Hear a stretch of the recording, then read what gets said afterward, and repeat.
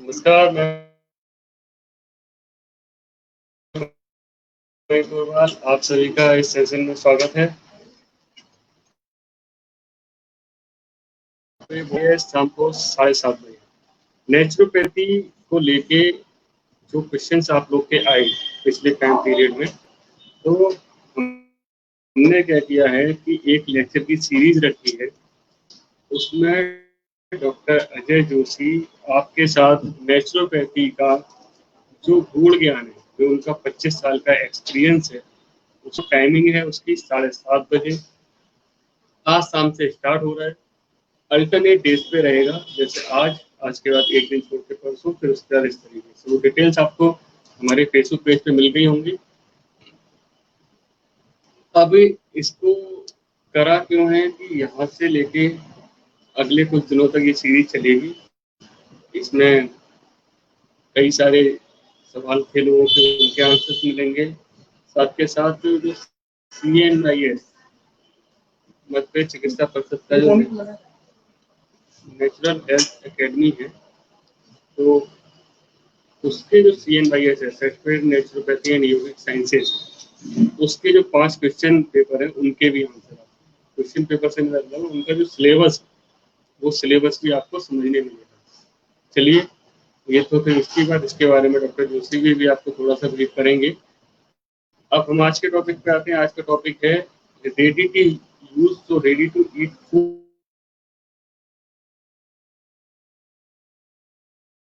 क्या फायदे हैं, क्या नुकसान है, इन सब पे बात करेंगे आज हम। तो इस सब पे बात करने के लिए हमारे साथ मौजूद हैं डॉक्टर जोशी जी इंदौर से। सर, स्वागत है। नमस्कार। नमस्कार नगर मयंक जी, आज का जो विषय है असुरक्षित और रोग कारक है रेडी टू ईट खाद्य सामग्री, जिसको हम बनाते हैं या जो हमको बने बनाए मिल रहे हैं, उन दोनों में कितना फर्क है, इसको हमको देखना पड़ेगा। हमने पिछले वर्षों में ये देखा है कि मैगी की बात करें या 2 मिनट मैगी या पेप्सी की बात करें, है ना, तो इन सब में क्या हो रहा है, आम आदमी, बच्चे, है ना, सभी संगठन, पत्रिकाएं, सब हमारा ध्यान आकर्षित कर रहे हैं, इसको समझो। क्योंकि जो उत्पाद बनाने वाली कंपनियां हैं, वो हमारे सजग होने से उनकी बिक्री कम हुई है ना। परंतु ये सब अस्थायी है, क्योंकि किसी ने बोला है ना कि नई बात 9 दिन, खींच गई तो 13 दिन, पर इससे ज्यादा लोग फिर भूल जाते हैं, है ना। तो हमको ये ध्यान रखना पड़ेगा कि हमको हम क्या खा रहे हैं और कितना उसका हमको नुकसान हो रहा है। क्योंकि हमने पेप्सी का भी खुलासा देखा, सरकार ने कठोरता भी दिखाई, जनता भी उसके प्रति अवेयर हुई, पर वही उस दिन का गुटखे का चलन हुआ, गुटखा, है ना, पान मसाला गुटखा चलन की शुरुआत में जो हेल्थ विशेषज्ञ थे, जो हेल्थ को जो अच्छी तरह से जानते, उन्होंने अवेयर कर दिया था कि ये नुकसान करेगा, परंतु शासन ने कोई कदम उठाया ही नहीं। अब क्या हुआ, कैंसर जैसी बीमारियां बहुत ज्यादा फैली, अब सख्त हो रही है। अब सख्त हो रही तो चोरी छुपे महंगे भाव में ये सामान मिल रहा है। तो कहीं ना कहीं हमको आग लगे खुदे कुआं वाला काम बंद करना पड़ेगा। शुरुआत में हमको ऐसी चीजें करना पड़ेगी जो हमको नुकसान कर रही है, उससे बचना पड़ेगा जो फायदा कर रही है। इसका उदाहरण मैं देना चाहूंगा, छोटी सी चीजें, चाय हमारे जो भारत देश है, भारत देश में कोई नहीं पीता था, तो लस्सी पीते थे, शरबत पीते थे, सिकंजी पीते थे। पर अंग्रेज आए, अंग्रेजों ने जगह जगह चाय के स्टॉल खोल दिए और मुफ्त में चाय पिलाई, आज चाय ऐसी हो कि ऐसा कोई घर नहीं है जो बिना चाय के नहीं रहेगा। तो चाय ने हमको कमजोर कर दिया। ऐसे ही जब पुराने समय में जो कोई अपराध करता था उसको बड़ी सजा मिलती थी, सजाए मौत मिलती थी या वो मिलती थी, तो उनको एल्यूमिनियम के बर्तन में खाना खिलाया जाता था। एल्यूमिनियम के बर्तन में इसलिए खाना खिलाया जाता है कि वो जल्दी मरेंगे, बीमार होंगे। पर अब क्या हो रहा है, घर घर में कहीं ना कहीं एल्यूमिनियम के बर्तन आ गए। तो हमको ये ध्यान रखना है, जो स्वास्थ्य होता है ये हमारी खुद की जिम्मेदारी है, हम किसी और के भरोसे इसको बैठ के इसको नहीं कर सकते, है ना। इसके लिए हमको खुद को तैयार होना पड़ेगा, क्योंकि खुद तैयार होंगे तो ही हम इसके लिए बात कर पाएंगे, है ना। तो जैसे जंक फूड से बचना है, अब इसका खाने का कारण क्या है, हम क्यों रेडी टू ईट भोजन करते हैं, क्योंकि इसका सबसे बड़ा कारण है हम सबकी भागम भाग भरी जिंदगी, समय की कमी, पकाने और बनाने के समय से छुटकारा पाना, ये सब इसका मुख्य कारण है जो हमको रेडी टू यूज की तरफ बढ़ा रहा है। फिर शहरीकरण होता जा रहा है, शहरीकरण के कारण रोजी रोटी की तलाश में लोग का पलायन विलेज से सिटी की तरफ हो रहा है, और शहरों में होता क्या है, पर्याप्त चीजें एक बार में नहीं मिलती है, तो वहां पे जंक फूड ही एकमात्र विकल्प है। जब कुछ नहीं मिले तो क्या खाना है। फिर जो हाउस वाइफ है वो वर्किंग वुमेन हो गई है, तो उनको घर का भी निपटाना है, ऑफिस का भी निपटाना है, और बच्चों का खाना पीना भी करना है, तो इसको गृहस्थी के पूरा समय नहीं हो पाने के कारण रेडी टू ईट की तरफ जा रही है। फिर जो इसकी उपलब्धता है वो इतना आसानी से मिल जाता है, हर कॉलोनी में, गली के मोड़ पे मिल रहा है। फिर इसका जो पैकिंग है वो अट्रैक्टिव है ना, विज्ञापन है और रेडी टू यूज है ना। तो हमको फिर हम जब भी बाहर निकलेंगे, मीडिया, होर्डिंग्स, विज्ञापन, इन सब के साथ भ्रमित भाषा का उपयोग किया गया है, ऐसी भाषा का उपयोग जो हमको ललचाती है ना। तो ये क्या कारण है, इससे हम उसकी तरफ आकर्षित हो जाते हैं और उनको हम खाने लगते हैं, है ना। फिर उत्पादक के साथ गिफ्ट का वो देते हैं कि इसके साथ ये फ्री, और बच्चों को डिजाइनिंग के लिए टेटूज, है ना, गिफ्ट, छोटे छोटे गिफ्ट दे दिए। इसके कारण क्या हो रहा है, ये रेडी टू यूज हमारे घर में घुस गए। इससे हानियां क्या है ना। तो हमको ये ध्यान रखना है कि जंक फूड का या रेडी टू यूज का बहुत सारा नुकसान है। कारण क्या है, इसका जो प्रोडक्शन होता है ये बहुत बारीक मैदे का होता है, बेसन से होता है, जो कब्जियत करता है। हमेशा ये ध्यान रखना, चना 80 रुपए किलो, बेसन 100 रुपए किलो पर सेव, तो ये क्या हो रहे, बेसन की नहीं बनती सेव, ये दूसरे मिश्रण मिला देते हैं। हमको ये ध्यान रखना है, मैदा कौन सा मैदा, जो सस्ता मैदा, सस्ता बेसन, तो ये कहीं ना कहीं नुकसान हमको करता है, और ये क्या करता है, कब्ज पैदा करता है। अब ये कब्ज पैदा क्यों होती है, फाइबर के कारण।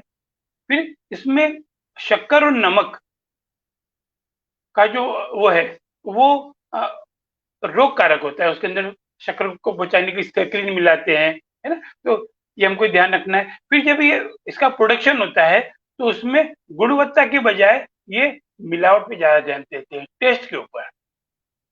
एक कंपनी है, हिंदुस्तान की बहुत मानी हुई कंपनी है, उन्होंने श्रीखंड बनाया, तो वहाँ के जो वो थे फूड इंचार्ज, उनसे पूछा ये श्रीखंड कितने का पड़ रहा है, तो उन्होंने बताया 48 रुपये का पड़ रहा है ये बाउल। बोले इसको 42 में बिठाओ, बोले सर नहीं बिठा सकते, बोले जो मिलाना हो मिलाओ और इसको बिठाओ। तो कहीं ना कहीं ये उपभोक्ताओं की जो पारंपरिक कंपटीशन होने के कारण ये लोग क्या कर रहे हैं, सस्ता बनाने के चक्कर में हमको वो चीज दे रहे हैं जो हमको कहीं ना कहीं नुकसान करे। तो हमको इस चीज को समझना पड़ेगा। फिर हमको यह समझना पड़ेगा, ग्राहक को आकर्षित करने के लिए ये आर्टिफिशियल कलर्स मिलाते हैं, खुशबू मिलाते हैं।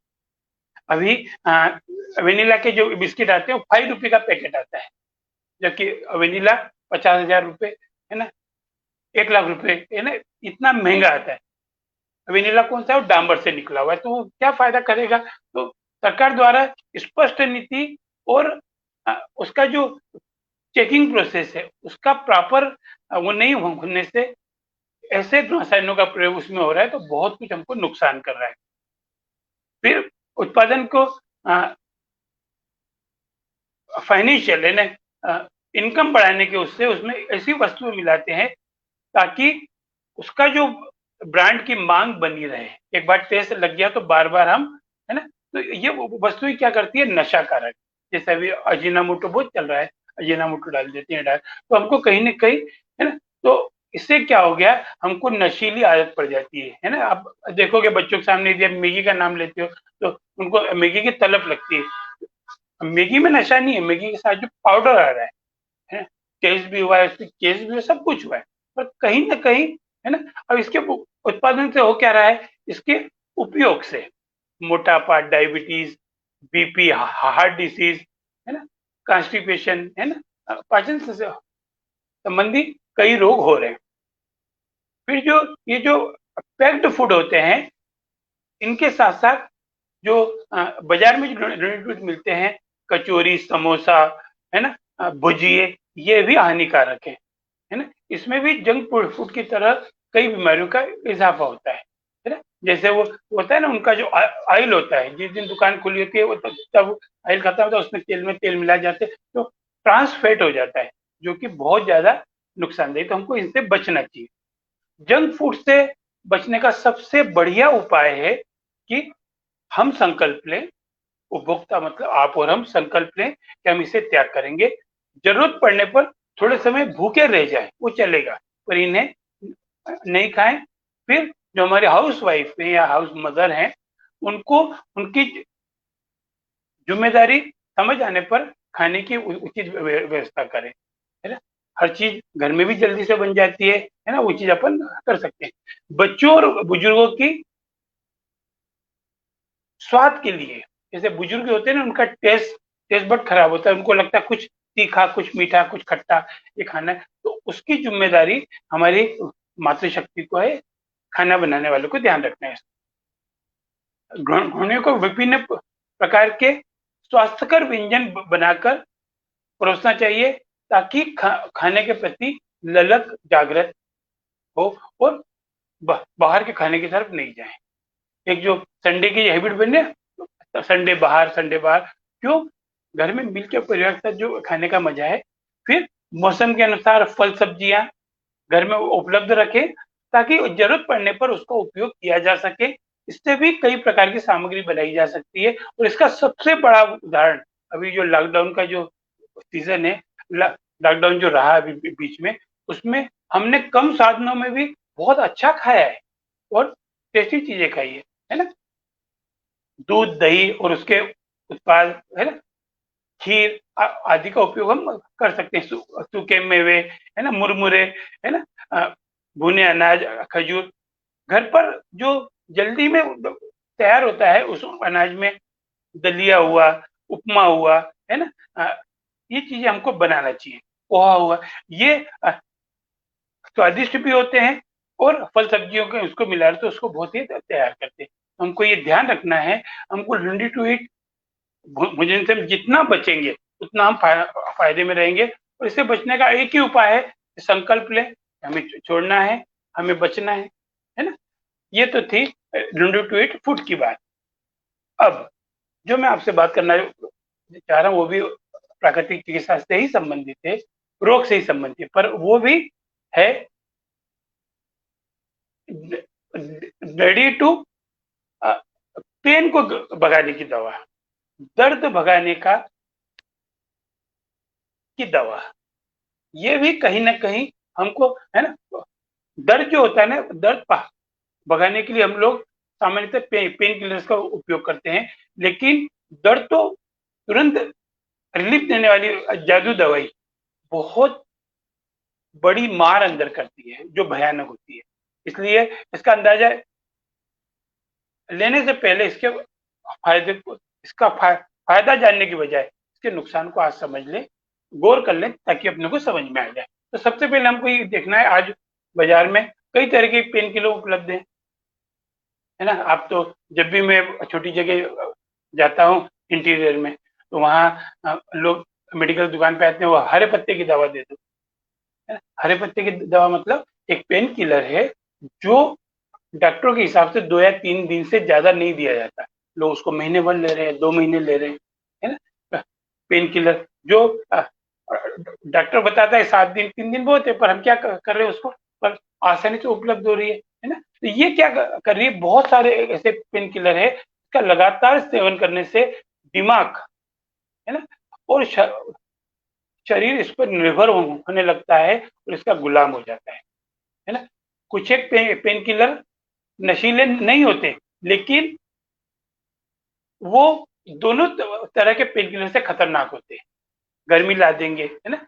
तो अगर इसका सेवन डॉक्टर की सलाह के बगैर किया जाए तो नुकसानदायी हो सकता है। अब ये होता क्या है पेन किलर, है ना, इसको थोड़ा सा हमको समझना पड़ेगा पेन किलर क्या है। तो पेन किलर एक ऐसा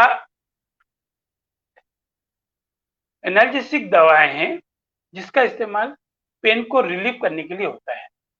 एनाल्जेसिक दो तरह की होती है ना, एक होती है नॉन नार्कोटिक्स और नार्कोटिक्स, है ना। इसको बनाने के लिए जो ड्रग इस्तेमाल किया जाता है वो कहीं ना कहीं हमारे अंदर हार्म कर रहा है। अब ये कैसे काम करती है, पेन किलर कैसे काम करती है? तो ये क्या करती है, पेन को ठीक नहीं करती, पेन को जो संकेत ब्रेन तक पहुंचाना है उस संकेत को ब्लॉक कर देती है, जिससे हमको लगता है कि हमारा दर्द ठीक हो गया है ना। और ये ठीक हुआ नहीं होता, फिर ये बाद में जब असर खत्म हो जाता है तो, है ना। अब एडिक्शन होता क्या है, पेन किलर को बार बार लेने से हम इसके हैबिचुअल हो जाते हैं।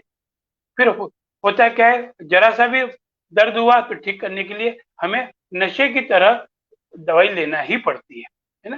तो तभी पेन किलर दिमाग में एक सर्किट का एक करती है जो आनंद का अनुभव देता है ना। कुछ समय का मजा होता है, मूड अच्छा हो जाता है, नींद आ जाती है, और इस आनंद की अवस्था अनुभव करने के लिए हम बार बार इसका सेवन करते हैं। अभी यदि हम मीडिया को खोल के देखेंगे तो हीरो हीरोइन, है ना, सफल लोग, सफलता वो नहीं है, एक टेम्परेरी सफलता जो थोड़ा सुख पाने के लिए, जैसा डिप्रेशन में कुछ दवा लेती तो वो सब लोग यही पेन किलर या इस टाइप का ड्रग लेते हैं। इससे नुकसान क्या है, इससे सबसे पहला नुकसान होता है पेट खराब होना, है ना। यदि आपने ये लिया तो सबसे पहले असर आपका पेट पे होगा और आपका पेट खराब हो जाएगा, पेट के अंदर जख्म बनना, खून का रिसाव होना, एसिडिटी, चेस्ट पेन वगैरह होने लगेगा। फिर अभी एक जो आम बीमारी अभी चल रही है लीवर का, तो ये लीवर पर भी ये दवाएं असर करती है। आपका आपको खट्टी डकारे आना, है ना, लीवर पे स्वेलिंग आ जाएगी, है ना, ये सब चीजें। किडनी प्रॉब्लम, हम ये देख रहे हैं कि पहले जब हम पुराने समय देखते थे किडनी की समस्याएं बहुत कम थी, पर अभी किडनी की समस्याएं बढ़ती जा रही है। उसका मुख्य कारण क्या है, ये पेन किलर और बिना बिना बात के दवाई लेना। तो पेन किलर क्या करते हैं, किडनी को बहुत नुकसान पहुंचाते हैं, है ना। पेन किलर खाने से किडनी उसको फिल्टर नहीं कर पाती, तो किडनी पे लोड आ जाता है, और लोड आने के कारण, है ना, फिर दमा पे आ जाता है, मानसिक रोग आ जाते हैं, है ना। आप यहाँ देखोगे कि कुछ जो पेन किलर है वहाँ लंग्स को भी वीक कर रहे हैं। मानसिक रोग तो होगा जब हम किसी चीज के आदी हो जाएंगे, तो इससे उदासी, वहम, शक की बीमारी, याददाश्त कमजोर होना, है ना, कंफ्यूज होना, है ना, भ्रम की स्थिति बनना, ये सब चीजें होती है। तो हमको क्या करना है, पेन किलर, है ना, पहली चीज तो पेन किलर की जरूरत ही नहीं पड़े तो हम वो उपाय करें जो नेचुरोपैथी में बात करते हैं, और आने वाले जो वीक आ रहा है नेचुरोपैथी वीक, उसमें भी हम बात करेंगे। तो प्राकृतिक जीवन अपनाना है, स्वस्थ रहने के लिए जितना अपने आप को समेट सकते हैं उतना समेटना है। जहां तक संभव हो डॉक्टर से बिना सलाह के पेन किलर न लें, और नहीं उसका ओवरडोज लें। यदि मान लो कोई चीज लेने से मुझे फायदा मिला है तो ये नहीं कि मैं एक डोज और ले लूं, है ना। पेन किलर तब ले जब उसकी बेहद जरूरत हो। थोड़ा सा दर्द होने पर मेडिसिन लेने की आदत छोड़ दें, यानी थोड़ी सी अपनी आदत को तो सुधारें। पेन किलर से बचने के लिए दर्द वाले स्थान पर ठंडी गर्म सेक की जा सकती है। ये नेचुरोपैथी में आप जहां भी दर्द है वहां यदि अपन ठंडा गर्म सेक करते हैं तो पेन रिलीफ होता है। पेन किलर स्प्रे या जेल भी दर्द में राहत मिल जाती है। यदि मान लो हमको ज्यादा दर्द है तो पेन किलर स्प्रे भी आजकल बाजार में आने लगे, जो जेल आने लगे, है ना। सिर दर्द में बाम लगा सकते हैं, है ना। दर्द अगर गैस की वजह से हो तो गैस का चूर्ण ले लें, खाना खाने के बाद अजवाइन वगैरह ले लें। अब ध्यान क्या रखना है, विशेष ध्यान, बीपी हो हाई या लो बीपी हो, डायबिटीज हो, किडनी या दिल की बीमारी हो, ऐसे लोगों को डॉक्टर से सलाह लिए बगैर पेन किलर्स नहीं लेना चाहिए।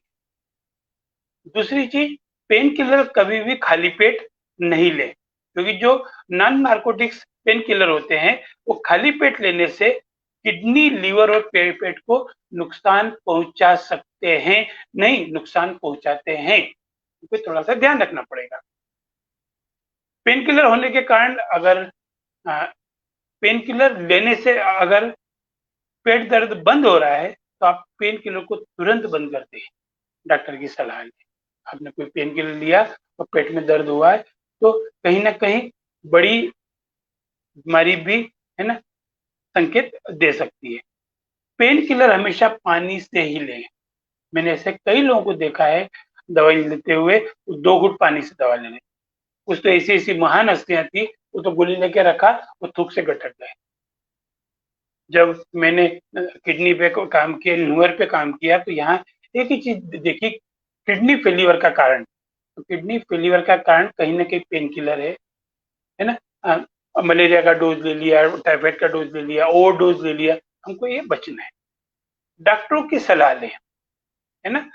तो यदि इन दवाओं के आप हैबिचुअल हो गए हो, मान लो, ऐसे तो आप सब जितने भी साधक है सुन रहे, सब नेचुरोपैथी से जुड़े हुए, होलिस्टिक जुड़े हुए, फिर भी अगर कोई उनके यहाँ आने वाले व्यक्ति यदि इसका आदि हो गया हो तो मनोचिकित्सक के पास जरूर जाएं।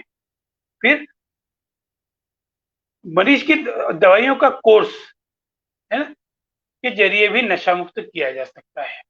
इसको जो डोज देते हैं ना, जैसे आप रोज ले रहे हैं तो एक टाइम छोड़ के ले, 2 दिन छोड़ के ले, है ना। तो इस ड्रग एडिक्शन, इनके नशा मुक्ति केंद्र भी बने हुए हैं, तो आप उनको अस्पताल में दाखिल भी करके उनको एडिक्शन छुड़वा सकते हैं। मरीज को दोबारा नशा सेवन न हो इसके लिए कुछ दवाएं भी देना पड़ती है। अभी ये मत सोचना कि दवा बंद करने के लिए दवा क्यों दे रहे हैं, है ना। तो और अगर एडिक्शन आ गया है तो हमको नशे को छुड़ाने में 2-3 महीने लग सकते हैं। इसलिए जब भी हमारे अंदर कुछ जाए, पेन किलर की हमारा वो लगे, तो पहले एक बार विचार करें कि क्या मैं कहीं अपने आप को नुकसान तो नहीं कर रहा हूँ। अपने आप की भाषा समझें, क्योंकि शरीर डॉक्टर है। शरीर की भाषा यदि आपने पढ़ ली, क्योंकि हम क्या करते हैं, शरीर को नहीं समझ पा रहे, शरीर की भाषा को पढ़ना पड़ेगा। शरीर को समझेंगे तो हम पेन किलर से भी बच सकते हैं, जंक फूड वगैरह से भी बच सकते हैं, है ना। तो हमको क्या करना है, इसके लिए सबसे सुंदर काम करना है, अपने आहार की शुद्धि करना है ना, क्योंकि आहार की शुद्धि ही बीमारी से बचा सकती है। इसके लिए सबसे पहले है हमको ये ध्यान रखना है, हम खाने के लिए कमाते हैं या कमाने के लिए खाते हैं। हम खाने के लिए कमाते हैं या कमाने के लिए खाते हैं, ये ध्यान रखना है। नए बच्चे, नई पीढ़ी जवान की गुलामों के, जवानी में इतनी मेहनत करती है दवा के और खाने पीने में ध्यान नहीं देती, पैसा कमाती है शरीर को बिगाड़ के, और बुढ़ापे में वही पैसा बीमारी में लगाती है शरीर को ध्यान रखने के लिए। तो हमको थोड़ा सा ही ध्यान रखना पड़ेगा। एक बीमारी को मिटाने के लिए दूसरी बीमारी नहीं लेना है। हमको 12-12 घंटे, 15-15 घंटे, 20-20 घंटे काम कर रहे, काम करो, पर उतनी अंदर हेल्दी फूड भी देना है ना। क्योंकि हम जो भी भोजन करते हैं उससे हमारे शरीर में मल मूत्र बनता है। यदि उसका विसर्जन शरीर से ठीक से नहीं होगा तो बीमारी बनने में देर नहीं लगेगी, या जब तक हमारे पसीना, मल मूत्र, ये सब चीजें क्लीन नहीं होंगे, ये सब रास्ते, तो इसके लिए हमको सही आहार, सही पानी लेना जरूरी। फिर जो हमारी हड्डी है, मांस मज्जा है, ये सबको बनने के लिए हमको कहीं ना कहीं हेल्दी फूड की जरूरत है। के लिए बहुत सुंदर किसी ने कहा है, जैसा खाए अन्न वैसा होए मन। तो जितना आहार शुद्ध होगा, अंतःकरण उतना ही पवित्र होगा। तो हमको, है ना, ये ध्यान रखना है। अब यहाँ एक ही चीज ध्यान रखना है, केवल अन्न ही भोजन नहीं है। लोग केवल अन्न को भोजन समझते हैं, है ना। हम जो आंखों से देखते हैं वो भी भोजन है, कान से सुनते हैं वो भी भोजन है, जो हम हवा ले रहे हैं वो भी भोजन है। तो हमको इन सब भोजन को ध्यान में रखना है, क्योंकि ये सब इंद्रियां हमारी इसको ग्रहण कर रही है।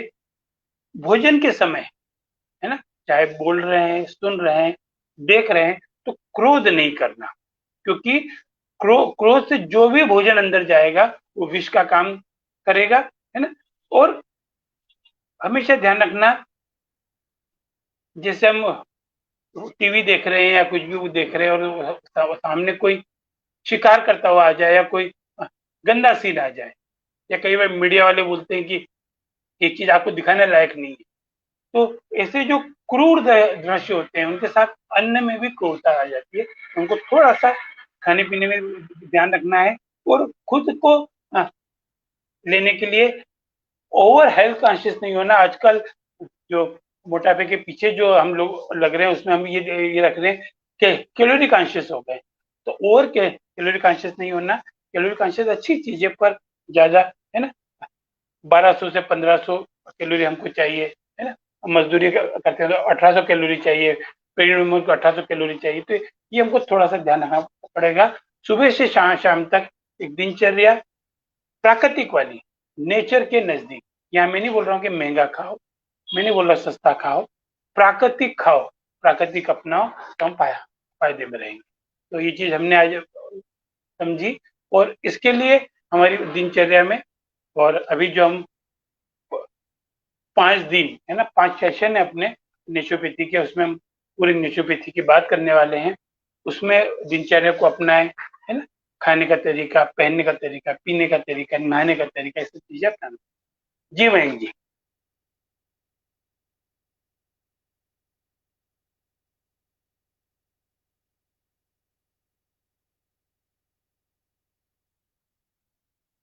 तो आज की जो अपने जो समझी, सबसे पहले तो जंक फूड से बचना है ना। जिंक फूड खाना है, जिंक जिसमें, जंक फूड नहीं खाना है। पेन किलर या जो भी नशा देने वाली चीजें हैं, वो नशे में चाय, चाय काफी भी आती है ना। इन जो काम को त्याग करना है, कंट्रोल करना है ना। भोजन चबा चबा के करना है, भोजन का भी नशा नहीं होना। एक्सेस हर चीज की अति सर्वत्र वर्जीय है, हमको इस चीज से बचना पड़ेगा, है ना। तो ये सब छोटी छोटी सी बातें थी जो हमने आज सीखी, और इसको हमको समझना पड़ेगा। जी, जी मयंक जी।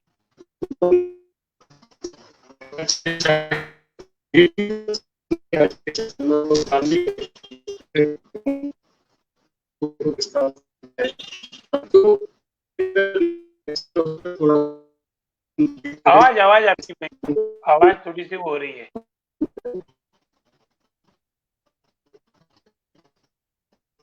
आवाज क्लियर नहीं है जी।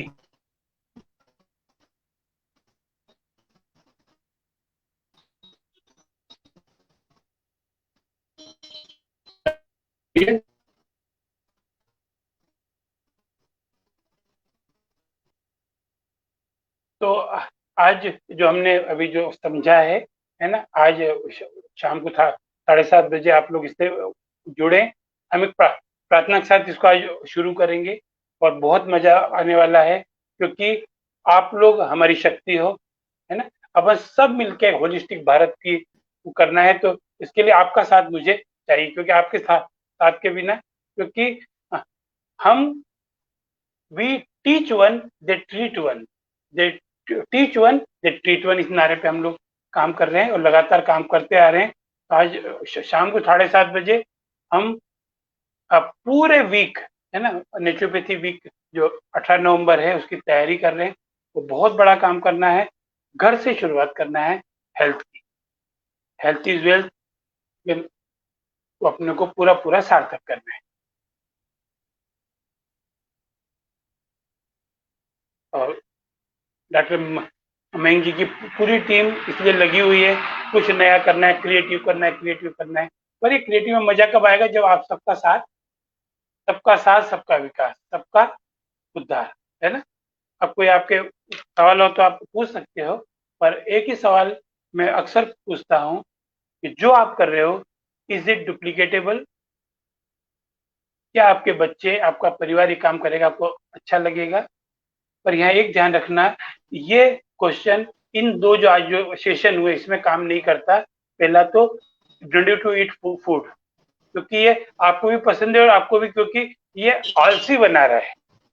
पेन किलर लिया, दर्द, दवा ले ली, तुरंत आराम है, पर ये long term result bad effect दे रहे हैं, है ना। हमेशा ध्यान रखना, राह पथरीली हो पर एंड रिजल्ट अच्छा हो, उस रास्ते को जरूर अपनाना। राह बहुत सुंदर हो और उसका एंड रिजल्ट खतरनाक हो, उस रास्ते पे कभी मत जाना। हमको थोड़ा सा ध्यान रखना पड़ेगा। जी डॉक्टर भाई।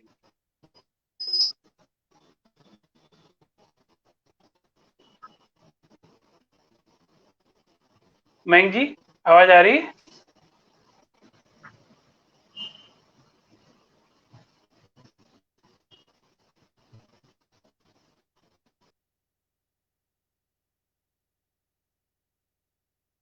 वो भी शाम के 7:30 वाले सेशन की तैयारी में लगे हुए हैं, है ना। तो हम भी तैयारी में लगते हैं। और मानव जाति का सबसे बड़ा उपहार है प्राकृतिक चिकित्सा, है ना। उसमें महात्मा गांधी, विनोबा भावे, है ना, कुलदास मुखर्जी से कई महान लोगों ने काम किया है ना। विठल दास जी मोदी, इंदौर का यदि मैं बात कहूँ तो, है ना, यहाँ भी कई ऐसे नेचुरोपैथिस्ट रहे हैं। तो उन सब के बारे में हम चर्चा करेंगे शाम को 7:30 बजे, है ना। तो आप अपना पेपर पेन साथ में रखें, क्योंकि एक मैं भी उसकी तैयारी कर रहा हूँ कि आप लोगों को अच्छा से अच्छा चीज दे सको। और ये इंटरनेशनल नेचुरोपैथी ऑर्गेनाइजेशन, है ना, जिसका कि मैं सदस्य हूँ, उनके सानिध्य में इसको पूरा कार्यक्रम को कर रहे हैं हम लोग। जी जी मयंक जी।